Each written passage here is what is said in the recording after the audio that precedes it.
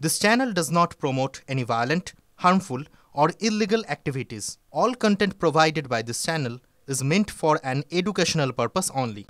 লোক দেখানো ছিল গণ অভ্যুত্থান, আর তাকে সামনে রেখে বাংলাদেশের সংখ্যালঘুদের চিহ্নিত করে নির্যাতনের ব্লুপ্রিন্ট, নির্বিচারে লুটপাটের জমি তৈরি করা।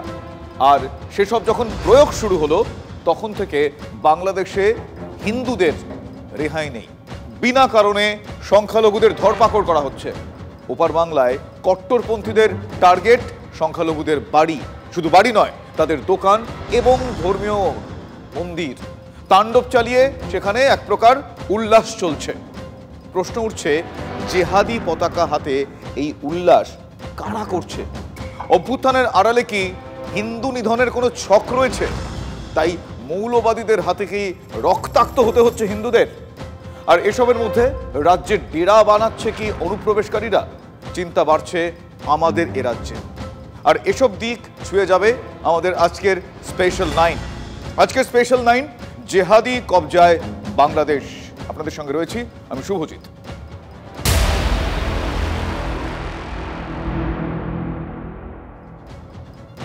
উপলক্ষ অভ্যুত্থান, লক্ষ্য কি তাহলে হিন্দু নিধন? এসব দেখে অনেকেই বলছেন যে বাংলাদেশে যা চলছে তার নকশা যেন অনেক আগেই তৈরি হয়ে গিয়েছিল। বৈষম্যমূলক ছাত্র সমাজের আন্দোলনের চাপে হাসিনার বিদায়ের পর বেছে বেছে সংখ্যালঘুদের নিশানা করা হচ্ছে, টার্গেট করা হচ্ছে, তাদের মারধর করা হচ্ছে, বাড়ি লুটপাট করা হচ্ছে, বিনা কারণে তাদের গ্রেফতার করা হচ্ছে। আর একটার পর একটা মন্দিরে আমরা কি দেখলাম? নির্বিচারে সেখানে হামলা চলল। আর এর বিরুদ্ধে যিনি প্রতিবাদে মুখ খুলেছিলেন, যার ডাকে হাজারো হাজারো সংখ্যালঘু মানুষ যারা পথে নেমেছিলেন, প্রতিবাদ করেছিলেন, সেই প্রতিবাদী মুখ চিন্ময় কৃষ্ণ দাসকে হাতকড়া পরিয়েছে বাংলাদেশ সরকার। জেলবন্দি সন্ন্যাসীর জন্য খাবার দিতে গেলেও গাড়দে পুড়ে দেওয়া হয়েছে। ভাবুন একবার পরিস্থিতি। কট্টরপন্থীদের হাতে প্রতি মুহূর্তে আক্রান্ত হতে হচ্ছে হিন্দুদের। কয়েকটা ছবি আপনাদের দেখাতে বাধ্য হয়েছে আমরা। সেই ছবিগুলো দেখলে আপনারা বুঝতে পারবেন মৌলবাদীদের আস্ফালন কোন পর্যায়ে পৌঁছেছে। দেখুন,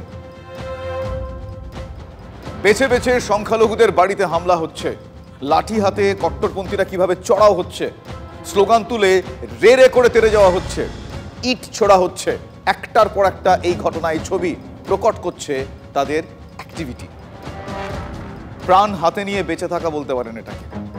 এমনটাই সেখানকার মানুষজনের ভেতরের অবস্থা। পাথরঘাটা জগবন্ধু আশ্রমে হামলার ঘটনা, সে ঘটনা যখন জানা গিয়েছে তখন হবিগঞ্জ থেকে খবর আসছে। কিশোরগঞ্জের ভৈরব ইস্কনেও তখন হামলা চালাচ্ছে কট্টরপন্থীরা। সেখানে আদিনাথ ব্রহ্মচারী, রঙ্গনাথ দাসকে গ্রেফতার করা হচ্ছে, নির্বিচারে গ্রেফতার করা হচ্ছে। মৌলভীবাজারে ধর্মীয় প্রতিষ্ঠানগুলোকে নিশানা করা হচ্ছে, টার্গেট করা হচ্ছে, সেগুলো ভেঙে ফেলা হচ্ছে। ঠাকুরগাঁও, পঞ্চগড়ে হিন্দুদের ওপর হামলা হচ্ছে এবং সেখানে অনেকেই আহত হয়েছেন, গুরুতরভাবে অনেকে আহত হয়েছেন। ফকিররা, যারা ফকির, যারা মাধুকরী করেন, গান বাজনা করে বেড়ান, তারাও এই রোষানলের শিকার হচ্ছেন। কোনো বাছবিচার তারা করছেন না। লালন সাইয়ের অনুসারীদের, তাদের যে আখড়া রয়েছে সেখানে, সেই আখড়ায় গিয়েও তারা হামলা করছেন। ভাবুন একবার। পুরনো সব সুফি মাজার, রাহুল আনন্দের বাড়ি আপনারা জানেন, সেখানে তার প্রায় ৩৫০০ যন্ত্র ছিল। বিভিন্ন জায়গা থেকে রাহুল আনন্দ সংগ্রহ করেছিলেন জলের গান, তাদের দলের নাম, সব পুড়িয়ে নষ্ট করে দেওয়া হয়েছে। এতটাই তাদের হিংসা। চতুর্দিকে কট্টরপন্থীদের ঠিক এভাবেই এক প্রকার আস্ফালন চলছে। ওনার অপরাধ করছে, ওনার আনকাইতে জন্য 3 দিন না খেয়ে রয়েছে। যারা কপালে ফাটায় রক্ত হচ্ছে তারা তো হাসপাতালে। এখনো চলতেছে গন্ডগোল। হ্যাঁ, হিন্দুদের মন্দিরে হামলা চলতেছে এখনো। এই যে মৌলবাদীরা যেমন ভাঙচুর করতে চাচ্ছে, এরকম তো আতঙ্কভাবে আছে। বাড়িঘর ভাঙতেছে, ছেলে মেয়ে অত্যাচার করতেছে, মেয়ে অত্যাচার করতেছে। আতঙ্ক অনেকটাই আতঙ্ক। মায়ের যাবে, মারপিট খেতে হবে, থাপড় খেতে হবে। প্রাণের ভয় তো আছি, প্রাণ তো হাতের মধ্যে নিয়ে ঘুরি পাই আমরা। প্রাণ বলতে কোনো জিনিস আমাদের নেই।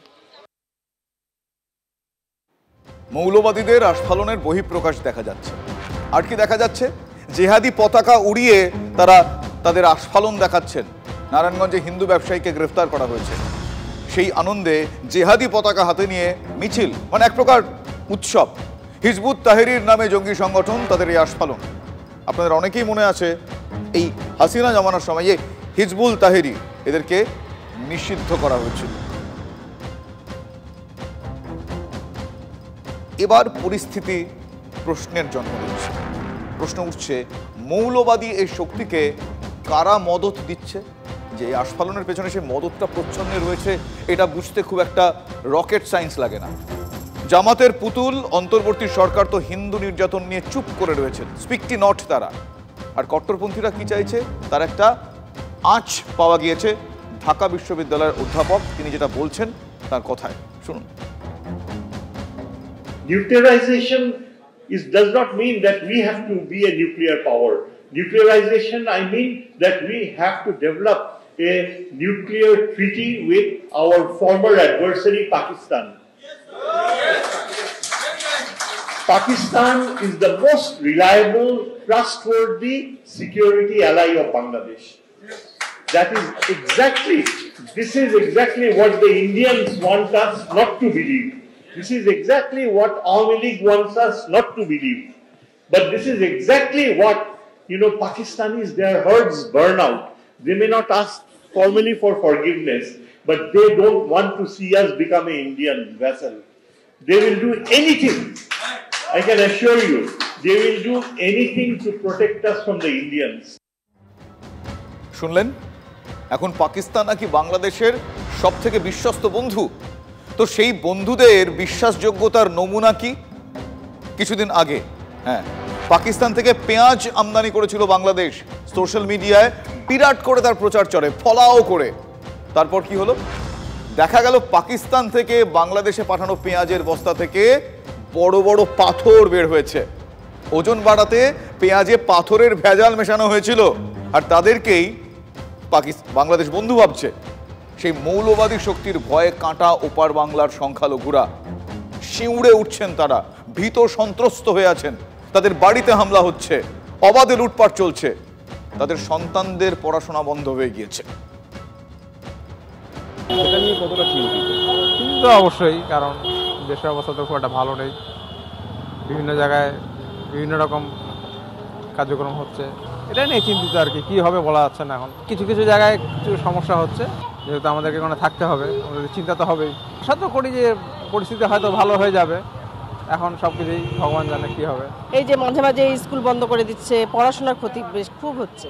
আমরা চাই সুস্থ পরিবেশ। এখন এটা তারা যারা সরকার পদে, এখন যেমন আমাদের এখন তো ডাক্তার ইউনূস, ওনাকেই এখন করতে হবে কিছু। এক সপ্তাহে 4 বার বাংলাদেশকে কড়া বার্তা দিয়েছে ভারত, মনে করিয়ে দিয়েছে তার দায়িত্বের কথা।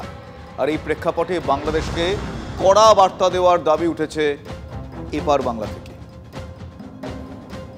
16ই ডিসেম্বর বিজয় দিবস কলকাতাতে মহাসমাবেশ করে এই বাংলাদেশের মাটিতে বসে রাজাকার এবং পাকিস্তানি চরদের সঠিক উত্তর দেওয়ার ব্যবস্থা এপার থেকে ট্রু ভারতীয়রা করবে।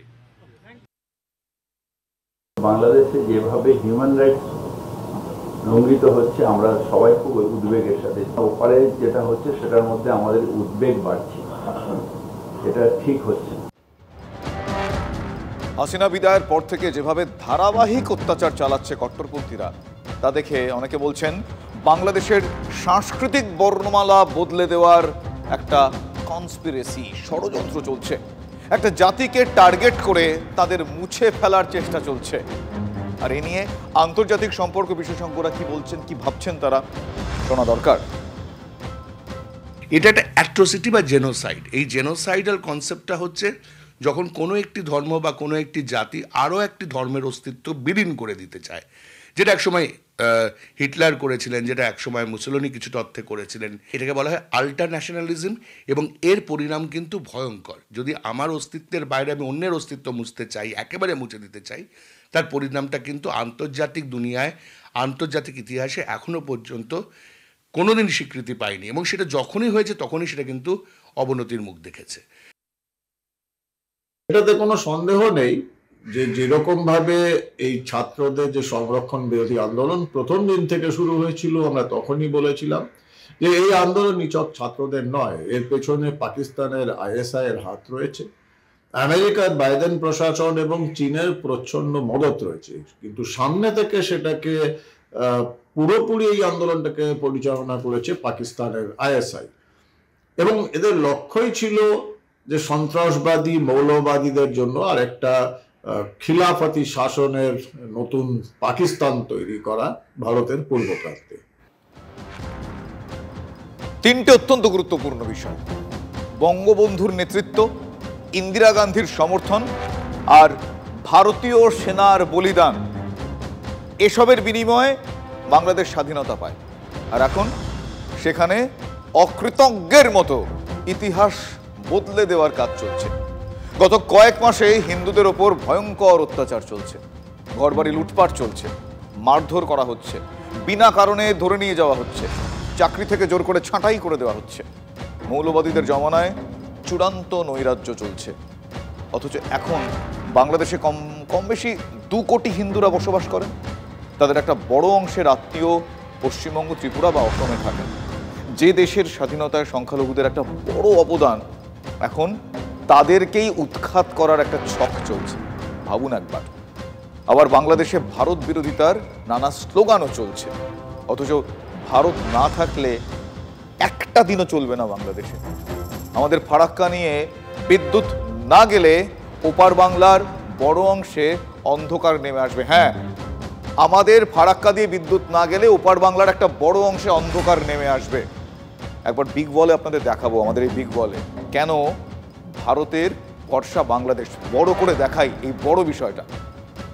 ভারত নির্ভর বাংলাদেশ, বাংলাদেশের মোট আমদানির 18% ভারত থেকে। হ্যাঁ, নেক্সট প্লেট। দ্বিতীয় বৃহত্তম আমদানিকারক দেশ ভারত। বলুন তাহলে নেক্সট প্লেট। বস্ত্রশিল্পের জন্য তুলোর সিংহভাগ ভারত থেকে যায়, তাই অ্যাটায়ারে এত কিছু দেখা যায়। নেক্সট, ভারত থেকে রফতানি চাল, গম, পেঁয়াজ, মশলা অস্বীকার করতে পারবেন তারা। নেক্সট, পেট্রোপণ্য, যন্ত্রাংশ, শিল্পের কাঁচামাল যায় ভারত থেকে।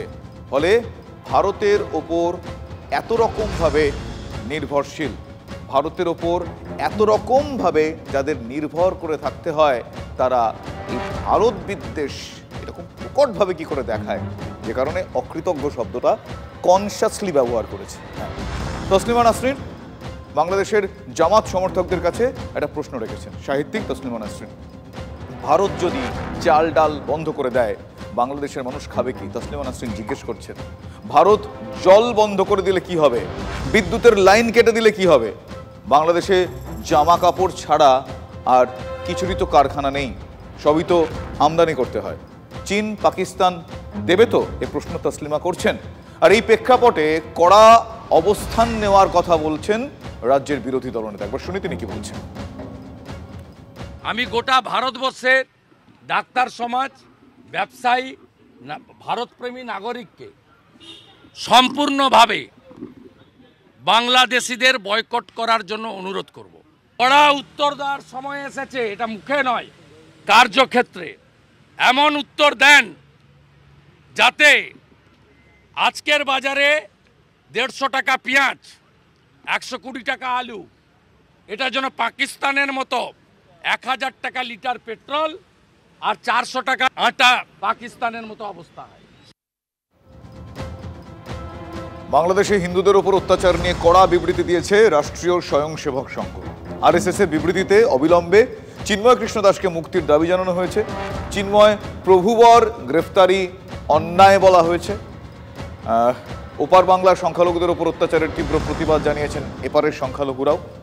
একবার শোনাই কে কি বলছেন। कहीं भी कोई भी माइनॉरिटी हो या मेजॉरिटी हो, किसी पर इस तरह का हिंसा अगर होता है तो हम उसकी सख्त लफ्ज़ों में मजम्मत करते हैं, चाहे संभल में हो या बहराइच में हो या बांग्लादेश में हो। कहीं पर भी कोई किसी के साथ कर रहा है, ये गलत काम है और इसकी हम सख्त लफ्ज़ों में मजम्मत करते हैं। इसका नहीं होना चाहिए, गवर्नमेंट को इस पर सख्त एक्शन लेनी चाहिए। কিছু অসৎ চরিত্র রাজনীতির নেতারা তারা ঘোলা জলে মাছ ধরতে বেরিয়েছে। বাংলাদেশের সংখ্যালঘুদের প্রতি অত্যাচার আমরা তার বরদাস্ত করব না। চিন্ময় কৃষ্ণ দাস যাকে গ্রেপ্তার করা হয়েছে, আমি দাবি রাখবো মিথ্যা কেস দিয়ে তাকে ফাঁসানো না হয়, তার আগে অতি শিগগিরই মুক্তি দেওয়ার জন্য আমি দাবি রাখবো। ফলে এক কথায় বলতে গেলে চিন্ময় প্রভুর এই গ্রেফতারি অন্যায় অন্যায় অন্যায়। তারা সোচ্চার হয়েছেন, তারা প্রতিবাদে সোচ্চার হয়েছেন। গত কয়েকদিন ধরে ঢাকার ওপর নয়াদিল্লিও চাপ বাড়িয়েছে।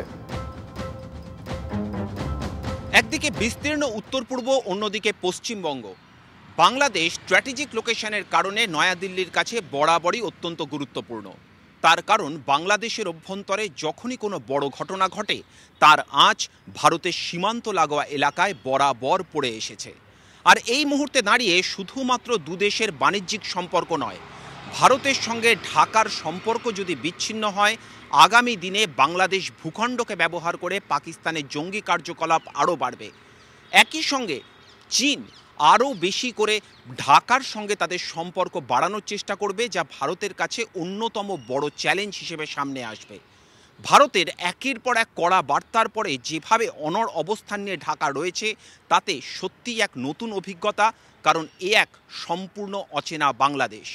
এই পরিস্থিতিতে দাঁড়িয়ে আগামী দিনে আন্তর্জাতিক দুনিয়ার কাছেও বড় প্রশ্ন, ভারত বাংলাদেশ সম্পর্ক আগামী দিনে সমীকরণের ভিত্তিতে কোথায় গিয়ে দাঁড়াতে চলেছে, নজর রাখছে সারা বিশ্ব। ওপারে অরাজকতা, বেছে বেছে সংখ্যালঘুদের টার্গেট করা, আর সেই অস্থিরতার সুযোগে অনুপ্রবেশ, ইনফিলট্রেশন। সীমান্ত থেকে জালে উঠছে একের পর এক অনুপ্রবেশকারী। আর এবার খাস কলকাতায় ধরা পড়লেন এক বাংলাদেশি। এলেবেলে কেউ নন তিনি, বিএনপির সদস্য। 2 বছর ধরে তিনি এই দেশে ভারতে রয়েছেন, নথিপত্র সব ভুয়ো, জাল। তার নাম, আসল নাম সেলিম মাতব্বর।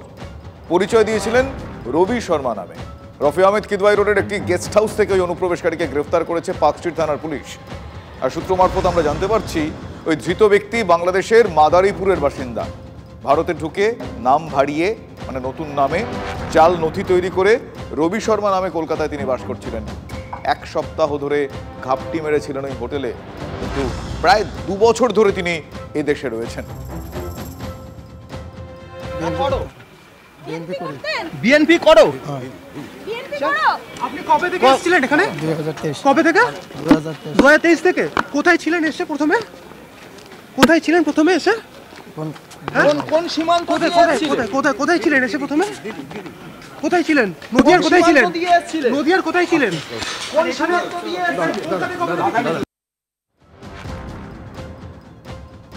শুনলেন আপনারা, যে দেশ না থাকলে বাংলাদেশ স্বাধীনতা পেত না, সেই ভারতের প্রতি তুমুল বিদ্বেষ মৌলবাদীদের। বাংলাদেশের বিশ্ববিদ্যালয়ে ভারতের জাতীয় পতাকা অবমাননায় গর্জে উঠেছেন তসলিমা নাসরিন। সাফ জানিয়েছেন বিশ্ববিদ্যালয়ের মেধাবীরা ভারতের পতাকায় পা দিয়ে যে সুখ পাচ্ছেন, বিকৃত সুখ। আর সংযোজন কি? পাকিস্তান আমাদের শত্রু দেশ হলেও তাদের পতাকা পোড়াবো না, তাদের পতাকার এই বিদ্বেষ আমরা দেখাবো না, তার কারণ ইতিহাস ক্ষমা করে না। আজ এইটুকু বক্তব্য রেখেই শেষ করছি স্পেশাল 9। আরও আপডেট জানাবো আপনাদের একটা ব্রেকের পর।